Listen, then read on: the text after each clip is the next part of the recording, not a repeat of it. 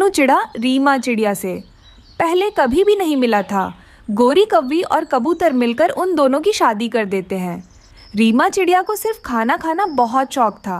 वो शादी के रात ही टुन्नू चिड़ा से कहती है, टुन्नू जी, मुझे बहुत भूख लग रही है, मेरे लिए कुछ खाने के लिए है तो दे दो। अरे रीमा, सुबह ही तो तुमने हमारी शादी में इतना सारा खाना खाया था, फिर भी तुम्हें भूख क्यों लग रही है? मगर टुन्नू जी, वो तो सुबह की बात है, मुझे तो भूख अब लग रही है, मुझे कुछ खाने के लिए दीजिए। अच्छा अच्छा रीमा, घर में कुछ सूखे दाने पड़े हैं, रुको मैं तुम्हें वो देता हूँ। फिर रीमा उन सूखे दानों को खा लेती है और टुन्नू से कहती है, इतने कम दानों से क्या होगा टुन्नू जी, मेरा पेट अभी भी नहीं भरा, मुझे कुछ ला कर दीजिए, मुझे बहुत भूख लग रही है। मगर रीमा, घर में तो कुछ भी खाने के लिए नहीं है, अब मैं कहाँ जाकर तुम्हारे लिए भोजन ले आऊंगा? मुझे कुछ नहीं पता, मुझे बस भोजन दीजिए। अच्छा अच्छा रीमा, ठीक है, तुम रो मत, मैं कौवी से कुछ मीठे फल मांग कर ले आता हूँ। फिर टुन्नू चिड़ा गोरी कौवी के पास जाकर उससे भोजन मांगने लगता है। क्या बात है टुन्नू भैया, आप इतनी रात को इस समय यहाँ क्या कर रहे हो? गोरी, अगर तुम्हारे घर में कुछ मीठे फल है तो मुझे दे दो, रीमा को बहुत भूख लग रही है, वो भूख से रोए जा रही है। मेरे पास मीठे फल है, टुन्नू भैया ये लीजिए। टुन्नू चिड़ा रीमा चिड़िया को मीठे फल लाकर दे देता है। वो एक झटके में वो 2 मीठे फल खा जाती है।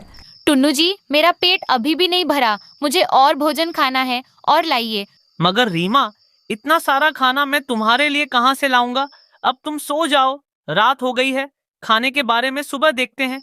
टुन्नू जी, मुझे भूखा पेट सोया नहीं जाता, मुझे कुछ नहीं पता, मुझे और भोजन चाहिए, टुन्नू जी कुछ करिए। फिर टुन्नू चिड़ा लाडो के पास जाकर उससे मिठाई मांगकर रीमा चिड़िया को दे देता है। रीमा चिड़िया मजे मजे से सारी मिठाई खाने लगती है। टुन्नू जी, अब थोड़ा ठीक लग रहा है, अब चलिए सो जाइए। ये क्या, मैंने कौन सी भुक्कड़ से शादी की? इससे अच्छा तो मैं जिंदगी में अकेला ही रहता तो खुश रहता। धीरे धीरे करके कुछ महीने बीत जाते हैं। रीमा चिड़िया ढेर सारा भोजन खा खा कर मोटी हो जाती है। एक दिन रीमा चिड़िया अपने पति को फोन लगाती है। उसका पति टुन्नू चिड़ा अपने ठेले के पास मोमोज बेच रहा था। टुन्नू जी, घर में खाने के लिए कुछ भी नहीं है, आप अपने ठेले से मेरे लिए मोमोज भेज दीजिए। थोड़े समय बाद टुन्नू चिड़ा रीमा के लिए मोमोज भेज देता है। वो मज़े मज़े से मोमोज खाने लगती है। वो कुछ मोमोज से उसका पेट नहीं भरता है। वो सीधा अपने पति टुन्नू के ठेले के पास आ जाती है। रीमा, तुम यहाँ क्यों आई हो? टुन्नू जी, आपने तो सिर्फ मेरे लिए थोड़े से ही मोमोज भेजे हैं, उसे मेरा काम कैसे चलेगा? मुझे बहुत भूख लग रही थी, इसलिए मैं आपके ठेले के पास आ गई मोमोज खाने के लिए। फिर टुन्नू चिड़ा रीमा को एक प्लेट मोमोज दे देता है। वो मज़े मज़े से खाने लगती है। टुन्नू जी, मेरा पेट अभी भी नहीं भरा और कुछ प्लेट दीजिए। वो धीरे धीरे करके सारे मोमोज खा जाती है। टुन्नू चिड़ा को जंगल के पक्षियों को बेचने के लिए अपने ठेले में कुछ भी नहीं बचा था। टुन्नू, मेरे लिए एक प्लेट मोमोज देना। कबूतर, तुम्हें देने के लिए ये ठेले में कुछ बचा ही नहीं, मैं तुमको कुछ भी नहीं दे सकता। मैं तो कितने भूख में तुम्हारे ठेले पर आया था कुछ खाने के लिए, अब से मैं तुम्हारे ठेले पर बिल्कुल भी नहीं आऊंगा। ऐसा कहते हुए कबूतर टुन्नू चिड़ा पर गुस्सा हो जाता है। टुन्नू चिड़ा उदास हो जाता है, उसे क्या करना है कुछ भी समझ में नहीं आ रहा था। इसके बाद कुछ दिनों तक रीमा टुन्नू चिड़ा के ठेले के पास आकर सारा भोजन खत्म करने लगी। टुन्नू गरीब होता जा रहा था। ऐसे ही एक रात अचानक से रीमा के सीने में दर्द होने लगा। आह टुन्नू, ज़िया, मेरे सीने में बहुत दर्द हो रहा है, कुछ कीजिए टुन्नू जी, वरना मैं मर जाऊंगी। टुन्नू जल्दी से रीमा को हॉस्पिटल ले आता है। वहाँ तोता डॉक्टर रीमा से कहता है, रीमा बहन, आपको छोटा मोटा दिल का दौरा हुआ है। दिल का दौरा? मगर कैसे? क्यों, अभी तो मेरी उम्र बहुत कम है। रीमा बहन, दिल का दौरा उम्र देखकर नहीं आता है, आपको खाना पानी कम करना होगा, वरना आपके जान को खतरा हो सकता है। मैं इतनी जल्दी मरना नहीं चाहती हूँ, मैं कुछ भी करूँगी। रीमा बहन, आपको बहुत ज्यादा काम करना पड़ेगा और खाना कम खाना पड़ेगा। रीमा चिड़िया डर जाती है। उसके बाद से वो पूरी तरह बदल गई। उसने बहुत खाना खाना कम कर दिया और मोटापा कम करने के लिए अपने पति टुन्नू के ठेले में काम करने लगी। धीरे धीरे भुक्खड़ बीवी पतली हो जाती है। फिर टुन्नू और रीमा खुशी खुशी से रहने लगते हैं। रोता हुआ कलुआ कौवा रीमा चिड़िया के पास जाता है। चिड़िया चिड़िया, मैं बहुत भूखा हूँ, मुझे खाना दे दो, ज्यादा नहीं तो 2 दाने या फिर एक दाना भी मिल जाए तो काम चल जाएगा मेरा। कौवे भैया, तुम अब अपना आलसीपन छोड़ दो। ऐसा कब तक चलेगा? तुम हमेशा दूसरों से मांग कर ही अपना पेट भरते हो। एक दाना देना है तो दो। क्या नए नए भाषण दे रही हो? नहीं है, चल भाग यहाँ से और अपनी मेहनत की कमाई का खाना। कलुआ कौवा गुस्सा हो जाता है और वहाँ से चला जाता है। कलुआ कहाँ है दाना? ना ही चिड़िया ने दाना दिया और ना ही फल, बल्कि मुझे लंबी लंबी बड़ी बड़ी बातें सुनाई हैं उस छोटी चिड़िया ने। कलुआ, आज तो मेहनत से ही दाना कमाना पड़ेगा। जल्दी चलो, ऐसा ना हो कि सारे पक्षी दाना चुग ले और हम भूखे के भूखे रह जाएं। कौवा और कौवी दाना लेने चले जाते हैं। गुड़िया बेटी, मम्मा के आने तक घोंसले में रहना और घोंसले से बिल्कुल भी बाहर नहीं निकलना। ठीक है मम्मा, मैं आपका आने का इंतजार करूंगी और बिल्कुल भी घोंसले से बाहर नहीं निकलूंगी। रीमा चिड़िया अपनी टोकरी उठाकर दाना लेने चली जाती है। मम्मा चिड़िया उड़ती हुई इंसानों के खेतों की तरफ चली जाती है। वहाँ चिड़िया को एक जगह एक अमरूद का पेड़ नजर आता है। चिड़िया वहाँ जाती है। ये अमरूद मीठे होंगे क्योंकि ये अच्छी तरह पके हुए हैं। रीमा चिड़िया वहाँ से अमरूद तोड़कर अपनी टोकरी में रख लेती है। तभी वहाँ किसान की पत्नी आ जाती है। चिड़िया चिड़िया ना, ऐसा ना करना। तुम ये अमरूद ना खुद खाना और ना अपने बच्चों को खिलाना। अभी आज ही हमने इस पेड़ पर कीड़े मार जहर का छिड़काव किया है।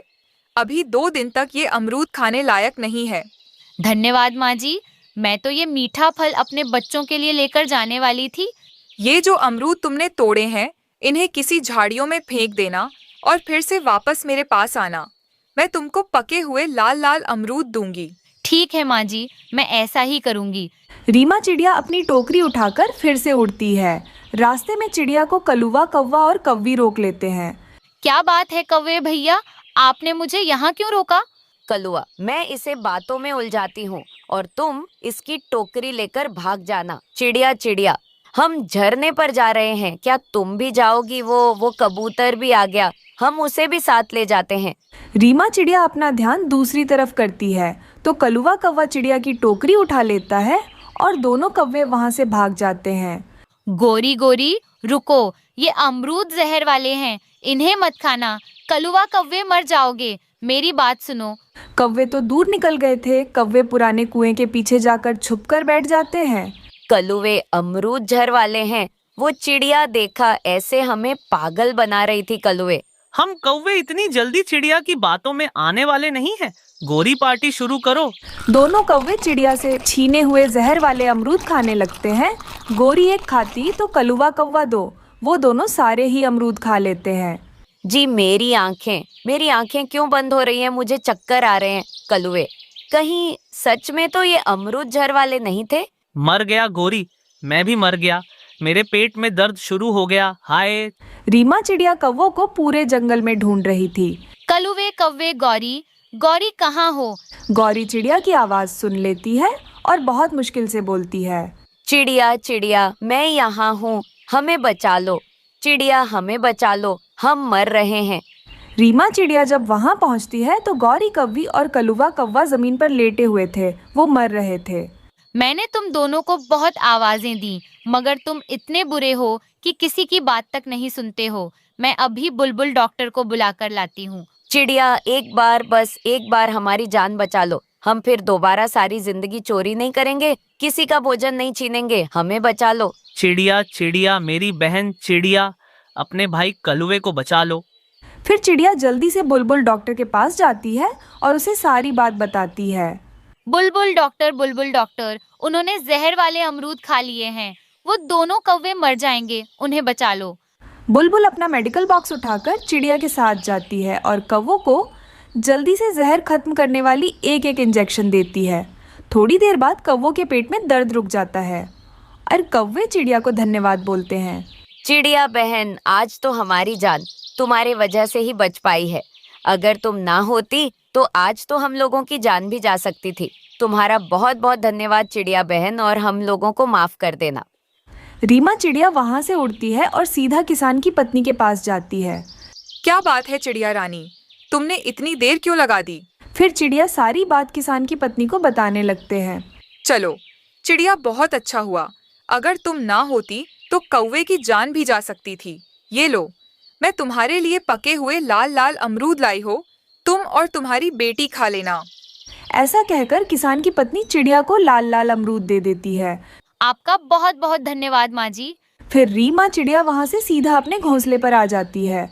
अरे वाह माँ, आज क्या लाई हो खाने के लिए? गुड़िया बेटी, आज पके हुए लाल लाल अमरूद लाई हूँ। अरे वाह माँ, अमरूद, मुझे तो बहुत भूख लग रही है, जल्दी दियो ना माँ। इस तरह वो माँ बेटी मजे मजे से लाल लाल अमरूद खाने लगते हैं। जंगल में धुआंधार बारिश हो रही थी। कड़कती ठंड में एक गर्भवती चिड़िया बिना किसी आश्रय के बारिश में भीग रही थी। वो चिड़िया अपने लिए कोई गर्म स्थान देखती है, मगर उसे कुछ भी दिखाई नहीं देता। वो चिड़िया एक पेड़ के नीचे बैठ जाती है और ठंड से ठिठुरने लगती है। हे ऊपर वाले, मेरी मदद कर। अब मैं कहाँ जाऊँ, किससे मदद मांगूं? इतनी रात को क्या करूँ? ऊपर से ये तेज ठंड, कहीं मेरी जान ही ना ले ले। चिड़िया दर्द से रो रही थी। आसपास कोई पक्षी नहीं था जो उसकी मदद कर सकता। मैं गर्भवती हूँ, ये बात घर में सब जानते थे, फिर भी उन्होंने मुझे घर से निकाल दिया। मैं ये सह नहीं पाऊंगी, ये उन्होंने सही नहीं किया। अब मैं अपने बच्चों को इस बारिश से कैसे बचाऊंगी?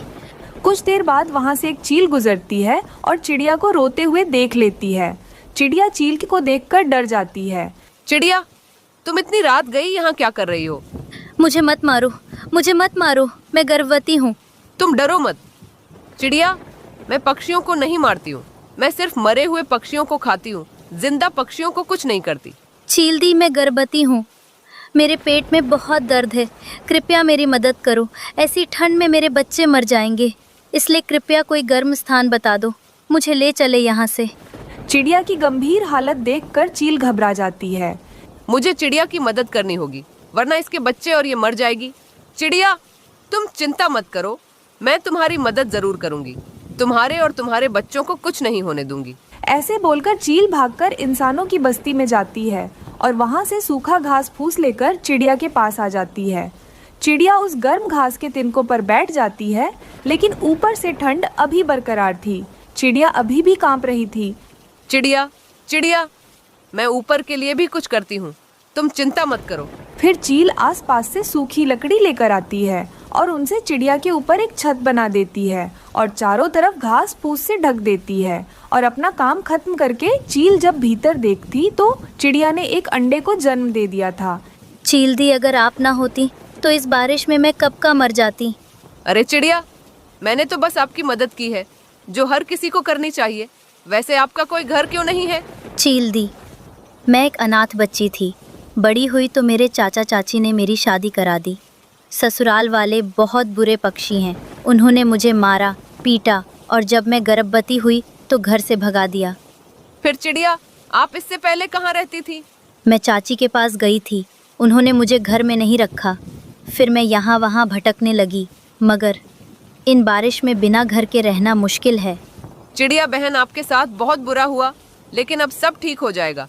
मैं आपके लिए कुछ खाने को लाती हूँ, पता नहीं तुम कब से भूखी होंगी। इतना बोलकर चील वहाँ से बाहर चली जाती। वो बड़ी मुश्किलों से थोड़ा भोजन ला पाती, मगर चिड़िया सोई हुई थी। वो उसे कई बार जगाती, मगर चिड़िया तो मर चुकी थी। वो अपनी आंखें नहीं खोलती है। अरे बाप रे, चिड़िया तो मर चुकी है, अब इसके अंडे का क्या होगा? मेरे अलावा इस अंडे का ध्यान कौन रखेगा?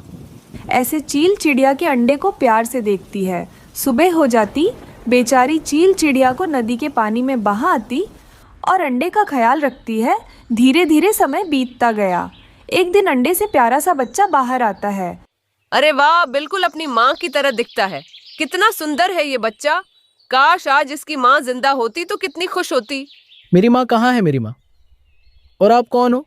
बेटा, मैं ही आपकी माँ हूँ। मेरे बच्चे, तुम बहुत सुंदर हो। छोटा बच्चा चील को मामा बोलकर उसके गले लग जाता है।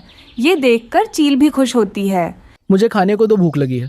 हाँ हाँ मेरे बच्चे, मैं अभी आपके लिए मीठा फल लाती हूँ। फिर चील भागकर जंगल पहुंच जाती और एक पेड़ से पके पके जामुन लाती है। लो बच्चे, ये फल खाओ।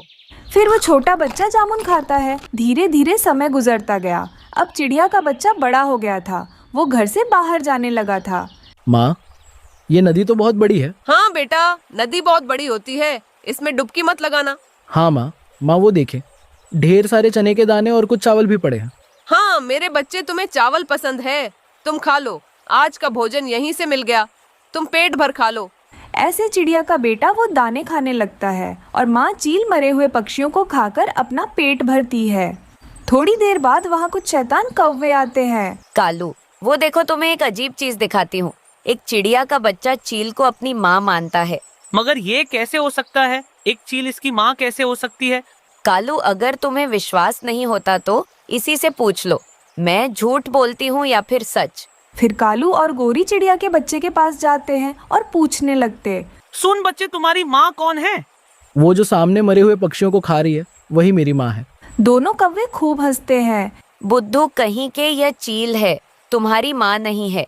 ये खूंखार चील है, सुना तुमने? ये तुम क्या बोल रहे हो? वो मेरी माँ है, तुम झूठे हो। अच्छा, तो अपनी माँ से कहना वो पक्षियों को छोड़कर दाना खाए। ऐसे बोलकर वो दोनों कौवे वहाँ से चले जाते हैं। रास्ते में चिड़िया का बच्चा सोच में पड़ जाता। मम्मा, आप मरे हुए पक्षियों को क्यों खाती हो? मेरी तरह फल क्यों नहीं खाती? बेटा, किसी न किसी को तो मरे हुए पक्षियों को खाना है ना, इसलिए मैं खाती हूँ। सभी पक्षियों की तरह मैं भी दाना खाने लगी तो जंगल में सारा फल खत्म ही हो जाते। चील हंसकर बात को टाल देती है, लेकिन चिड़िया का बच्चा तो हर दिन सवाल करता है। आज तुम इतने सवाल क्यों पूछ रहे हो? आप झूठी हो। मेरी माँ कहाँ है? आप मेरी माँ नहीं हो। मुझे सच सच बताओ। बेटा, मैं ही आपकी माँ हूँ। गलत। आप मेरी माँ नहीं हो। मैं सब जान चुका हूँ। क्यों मुझे अपने साथ रखती हो? मेरी माँ के पास क्यों नहीं ले जाती? अब मम्मा चील उदास हो गई थी। वो सारी कहानी चिड़िया के बेटे को बता देती है। कुकू कुछ बोल नहीं पाता। वो चुपचाप घर से निकल जाता है और उसी झील के किनारे बैठ जाता है।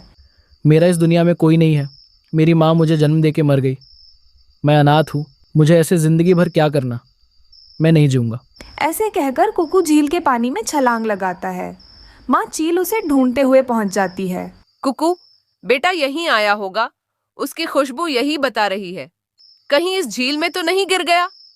फिर माँ चील झील के पानी को गौर से देखती है और कुकू बेहोश पानी में बहे जा रहा था। वो अपनी जान की परवाह किए बिना पानी में कूद जाती है और चिड़िया के बच्चे को बाहर निकाल कर लाती है। उसका रो रो कर बुरा हाल था। मेरे बच्चे, इसलिए मैं आपको सच नहीं बताना चाहती थी। आपकी ये हालत मेरी वजह से हुई है। मैं बुरी माँ हूँ। माँ, अब आप रोए ना, मैं बिल्कुल ठीक हूँ। ये बात सुनकर चील की जान में जान आती है। वो खुश हो गई थी। मेरे बच्चे, अगर तुझे कुछ हो जाता तो मैं अपने आप को कभी माफ नहीं कर पाती। मम्मा, गलती तो मैंने की है। आपको पराया समझकर तुमसे दूर चला गया। अब से आप ही मेरी माँ हो। कोई कुछ भी कहे, मैं किसी की बातों में नहीं आऊँगा। चील खुशी खुशी सारी बातें सुन रही थी और कुकू को अपनी कमर पर बिठाकर घर ले आती है। उस दिन के बाद से वो दोनों खुशी खुशी से रहने लगते हैं। रानू चिड़िया गर्भवती थी। अब मैं क्या करूं? सब पक्षी अपने अपने घर बनाने में लगे हुए हैं, लेकिन मैं अपना घर कैसे बनाऊं? मुझसे तो उड़ा भी नहीं जाता है और ना ही अपने लिए भोजन लेने जाया जाता है। ऊपर वाले, आप ही मेरी मदद करो। ऐसे धीरे धीरे कुछ समय बीत जाता है और रानू चिड़िया 3 अंडे देती है। बारिश का मौसम तो बहुत करीब आ गया है और मैंने तो 3 अंडे दिए हैं। मैं कैसे अपने अंडों को सुरक्षित रख पाऊंगी? ऐसे ही कुछ समय बीत जाता है। रानू के अंडों से 3 बच्चे निकलते हैं। रानू के बच्चे बहुत प्यारे थे। उसकी 2 बेटियां थीं और 1 बेटा। रानू तो ये देखकर बहुत खुश थी। अचानक से आसमान पर काले बादल छा जाते हैं। बिजली कड़कने लगती है और तेज हवाएं चलने लगती हैं। हे ऊपर वाले, ये कैसी कठिन परीक्षा है। मेरे बच्चों के साथ आज ऐसा मत करो। वो अभी अभी तो अंडे से बाहर आए हैं। अगर बारिश शुरू हो गई तो मेरा तो ये टूटा फूटा छोटा सा घोंसला बारिश के पानी से भर जाएगा। तभी एक तेज हवा का झोंका आता है और चिड़िया के तीनों बच्चे और चिड़िया घोंसले सहित नीचे गिर जाती हैं। रानू चिड़िया के बच्चे अभी छोटे थे। वो उड़ना भी नहीं जानते थे। अरे, ये क्या हो गया? हमारा तो घोंसला भी टूट के नीचे गिर गया। मेरे बच्चों, तुम्हें कुछ हुआ तो नहीं? अब मैं यहाँ नहीं रहूंगी। हमें यहाँ से कहीं सुरक्षित जगह पर जाना होगा। तभी बारिश शुरू हो जाती है। फिर रानू चिड़िया अपने बच्चों को एक टोकरी में रखकर वहाँ से उड़ती है। बारिश में उड़ना बहुत मुश्किल था। जब वो उड़ते हुए आती है तो उसे पुराना चील का घर दिखाई देता है। वो अपने बच्चों को लेकर घर के अंदर आ जाती है। मेरे बच्चों, तुम तीनों यहाँ थोड़ा आराम कर लो। कम से कम यहाँ हम इस बारिश से तो बच ही सकते हैं।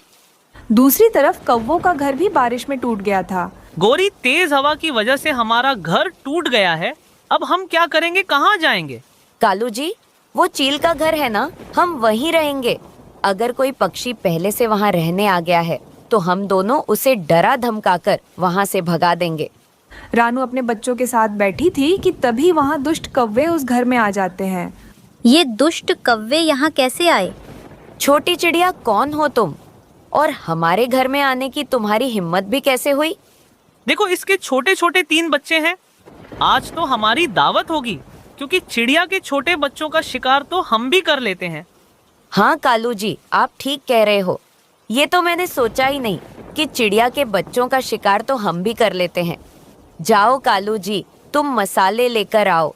हम इन बच्चों को भूनकर मजे से मसाला डालकर खाएंगे। और छोटी चिड़िया, हम बड़े बच्चियों का शिकार नहीं करते, इसलिए तुम हमारी आंखों के सामने से दफा हो जाओ और तुम्हारे बच्चे यहीं रहेंगे, क्योंकि हम उन्हें खाएंगे। उन दोनों की ये बातें सुनकर रानू चिड़िया बहुत ज्यादा घबरा जाती है।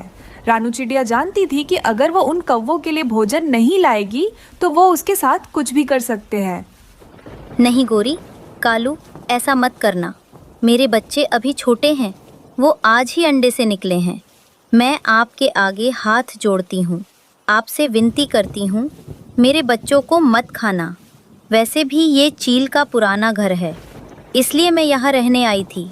चिड़िया, अगर तू सच में अपने बच्चों को बचाना चाहती है तो हम बहुत भूखे हैं। जाकर हमारे लिए भोजन लेकर आ।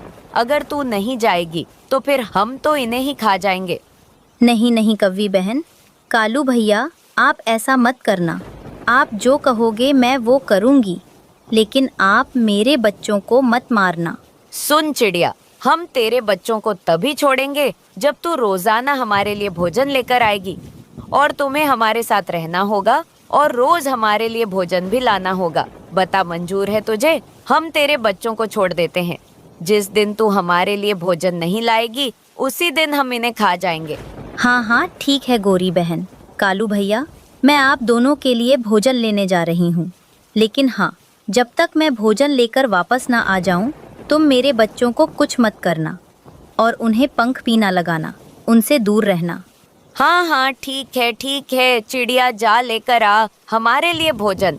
लेकिन हाँ, अभी सुन ले, अगर तुझे भोजन लाने में थोड़ी भी देर हो गई तो तुरंत हम तेरे बच्चों को खा जाएंगे। वो चिड़िया फिर घर से निकल जाती है, लेकिन वो भोजन लेने नहीं जाती, वो सीधे चीले की गुफा में जाती है। चील दी, मेरी मदद करो। मैं आपसे आज मदद मांगने आई हूँ। मैं बारिश के वजह से आपके पुराने घर में रहने आई थी अपने 3 बच्चों के साथ। हमारे जंगल के दुष्ट कौवे मुझे डराकर उस घर में रहना चाहते हैं। वो दुष्ट कौवे मेरे बच्चों के पास बैठे हैं और उन्हें खाना चाहते हैं।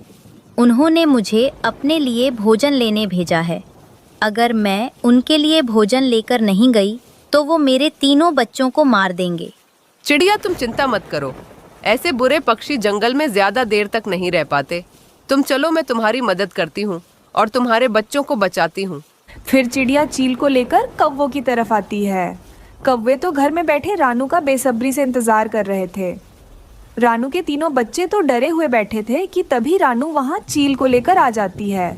कालू और गौरी चील को देखकर डर जाते हैं। चच चील दी, आप यहाँ? कौवो, ये क्या तुम्हारा घर है जो तुम यहाँ आकर चिड़िया को डरा रहे हो? हाँ, ये हमारा घर है। अच्छा, अभी याद दिलाती हूँ, ये किसका घर है? तब चील उन पर हमला कर देती है, जिसमें वो दोनों बहुत घायल हो जाते हैं और वहाँ से चुपचाप भाग जाते हैं। चील दी, आपका बहुत बहुत धन्यवाद जो आपने मेरी मदद की और आकर मेरे बच्चों को बचा लिया। अगर आज आप ना आती तो ये कौवे मेरे बच्चों को मार देते। चिड़िया, इसमें धन्यवाद की क्या बात है? ये मेरा घर है, आज से ये घर तुम्हारा हुआ। तुम अपने बच्चों के साथ यहाँ आराम से रह सकती हो। तुम्हारे बच्चे भी सुरक्षित रहेंगे और अगर फिर से तुम्हें कोई परेशान करे तो मुझे बता देना। फिर वो चील वहाँ से चली जाती है। ऐसे कौवे बारिश में भीग रहे थे। गोरी, ये सब तुम्हारे वजह से हुआ है। अगर हम चिड़िया से विनती करते तो वो हम दोनों को उस घर में रहने देती। डराने धमकाने के चक्कर में चिड़िया जाकर चील को बुलाकर ले आई। अब देखो, हम दोनों बारिश में भीग रहे हैं, उस चील से मार खाकर। रानू चिड़िया उस घर में अपने तीनों बच्चों के साथ खुशी खुशी रहने लगती है।